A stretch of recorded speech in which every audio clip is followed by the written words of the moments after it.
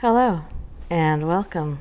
I am Xlight and this is my channel. Today we're going to do something a little bit different. It's the end of August and in my house, in my family, that means it's the holiday season. Yep, we're going to start celebrating Halloween about right now. So, what I decided to do was read you a couple of stories out of a book that is about hauntings in Texas. As many of you know, I live in Texas. And so we're going to go around Texas, visiting some cities and reading some of their most frightening stories. Now, settle in. And these two stories come from Austin, Texas, where their motto is "Keep Austin Weird," which they do a pretty good job of doing. I really like it there. Before we get started, if you could please like this video, I would appreciate it. It helps my channel and it helps me to be recommended. Also, if you could share this video with people who have common interests, that would be very nice as well. If you would like to be subscribed, please do so. And if you'd like to be notified when my content goes live, go ahead and click that bell. Thank you. The Speakeasy. The Speakeasy is a popular night spot that consists of 3 levels. On the main level, guests sitting in candlelit tables can take in the music of local bands. On the mezzanine, they can watch television or play pool.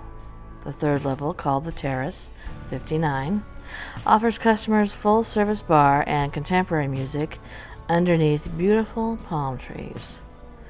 Additional entertainment is provided on all 3 levels by the ghosts that haunt the old building. The building that houses the Speakeasy dates back to 1889. Its first owners were Mr. and Mrs. Creasel. They operated a furniture store and a funeral parlor, because why not?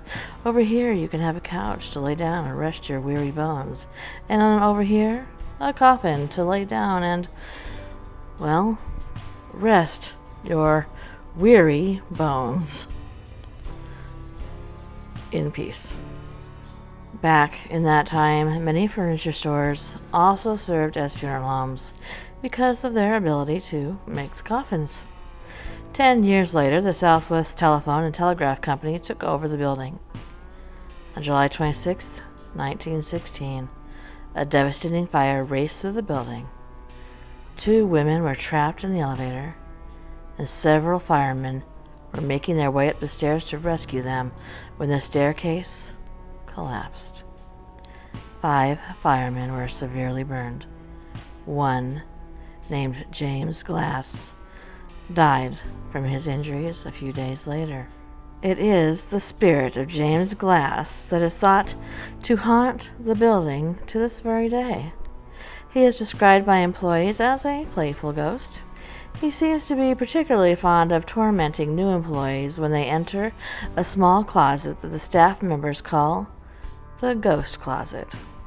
When a newly hired employee begins working at the Speakeasy, the other employees send him or her to the closet to change a light bulb. After spending several minutes attempting to complete what should be a very simple task, the employee discovers that there's only a red light bulb that will work in this closet.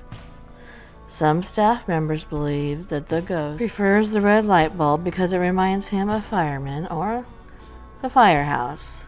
The general manager, Chet Butler, says that the ghost of a woman frightens people in the elevator.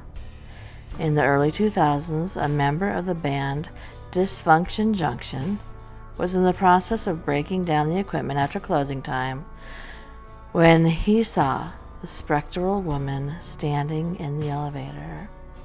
Some people have heard a woman's shriek from the back room. The ghost, who some believe is the spirit of Mrs. Creasel, has also been sighted by a maid. The apparition of a man, possibly James Glass, has been seen in the bar area of the main level.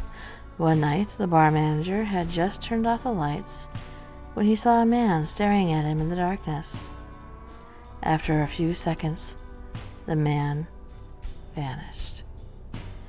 The sound of heavy footsteps running up the stairs has also sent shivers up the spines of employees.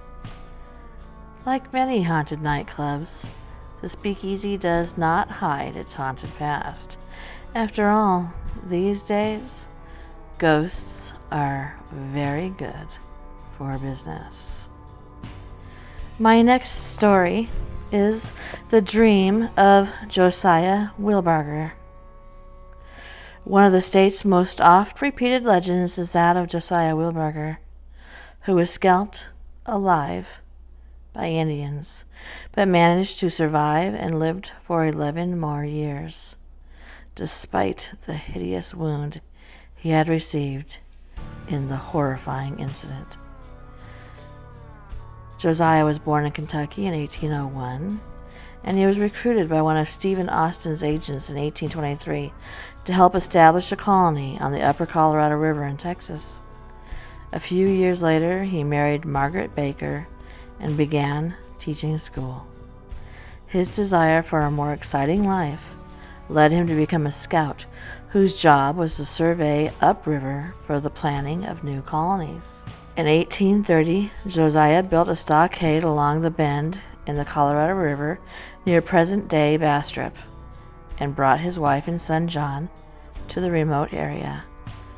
2 years later, Reuben and Sarah Hornsby built a double log cabin on Hornsby's Bend.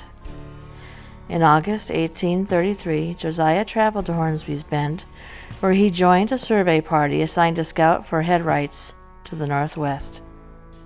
After spending the night at Reuben and Sarah Hornsby's cabin, the men rode their horses along a path along Walnut Creek, about 6 miles from present-day Austin.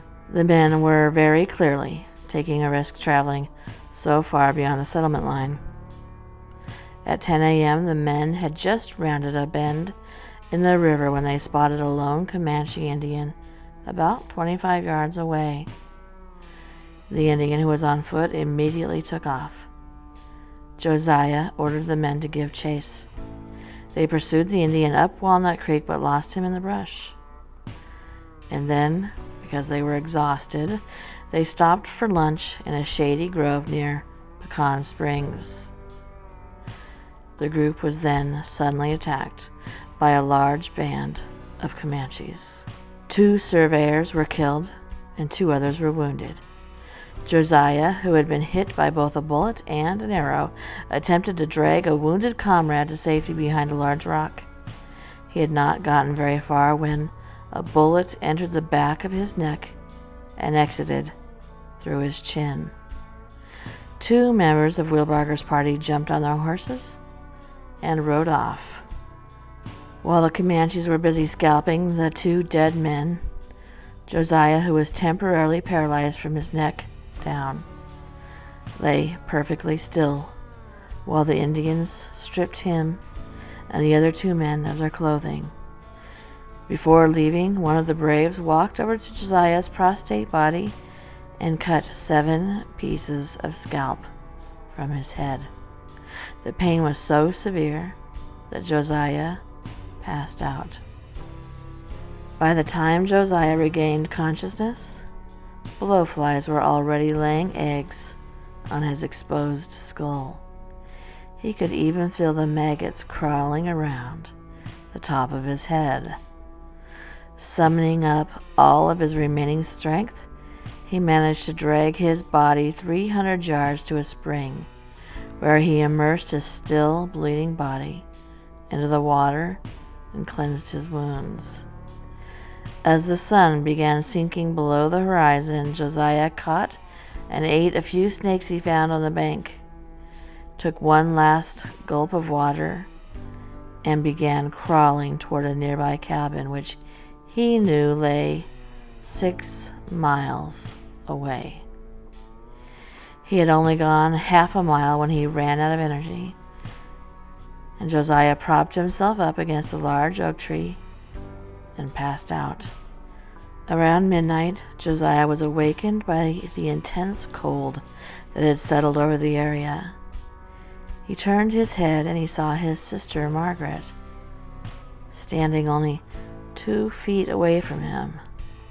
In a calm, soothing voice, Margaret told him not to panic because help was on the way. Meanwhile, Sarah Hornsby awoke from a disturbing dream. She woke up Reuben and one of the surveyors. The man had fled from the Indians and made it safely to the cabin where he was sleeping in the next room. She told them that while she was asleep, she saw a man soaked in blood, lying naked near a creek. The man assured her that all the men left behind at the creek were probably dead, and she might as well go back to sleep. At 3 a.m., she had another dream about the bloody man. This time, she could tell that it was Josiah Wilbarger. Sarah woke up all the men in the house, including her 7 sons, and told them that they had to go look for Josiah. Reuben told her that they probably would not be able to find him in the dark. He promised that they would search for Josiah in the morning, so she went back to sleep. The next morning, while Sarah was making breakfast, a few more men arrived. When breakfast was over, the rescue party set out in search of the missing men. After a couple of hours, the men heard someone call out to them in a trembling voice. They found Josiah Wilbarger, still alive, lying against a tree. Reuben and his friends buried the 2 dead men, then wrapped up Josiah in a sheet, placed him on a sled, and dragged him back to the Hornsby cabin. Josiah lived for more than a decade after the attack, but his body never fully recovered.